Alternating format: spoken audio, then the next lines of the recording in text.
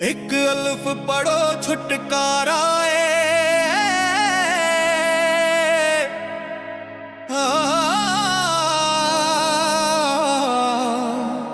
एक अल्फ पढ़ो छुटकारा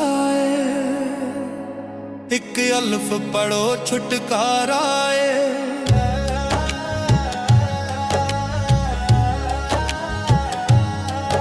एक अल्फ पढ़ो छुटकारा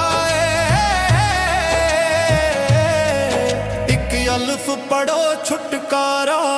एक अल्फों दो तीन चार होए फिर लख करोड़ हजार होए फिर उत्थों बाज शुमार होए एक अल्फ दा नुक्ता न्यारा एक अल्फ दा नुक्ता न्यारा एक अल्फ दा नुक्ता न्यारा एक अल्फ दा नुक्ता न्यारा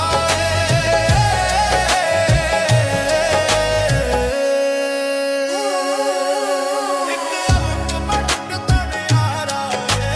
अल्फ दा नुक्ता न्यारा एक अल्फ दा नुक्ता न्यारा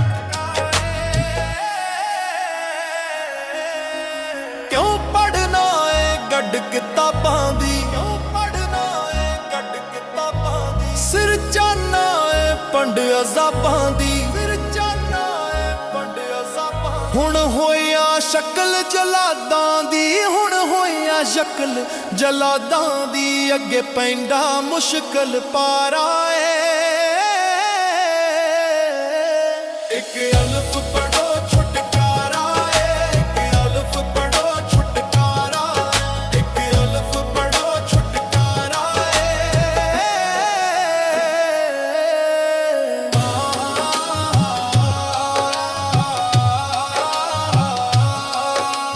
बन हाफिज़ रुबज़ कुरान करे पढ़ पढ़ के साथ ज़बान करे पर नहीं मत विच ध्यान करे मन फिरदा ज्यों हलकारा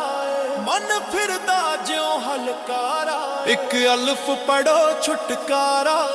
एक अल्फ पढ़ो छुटकारा एक अल्फ पढ़ो छुटकारा एक अल्फ पढ़ो छुटकारा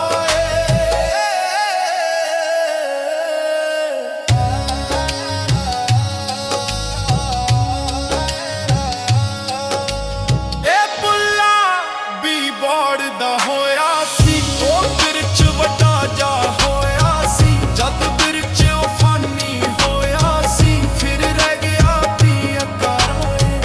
फिर रह गया भी अकाराए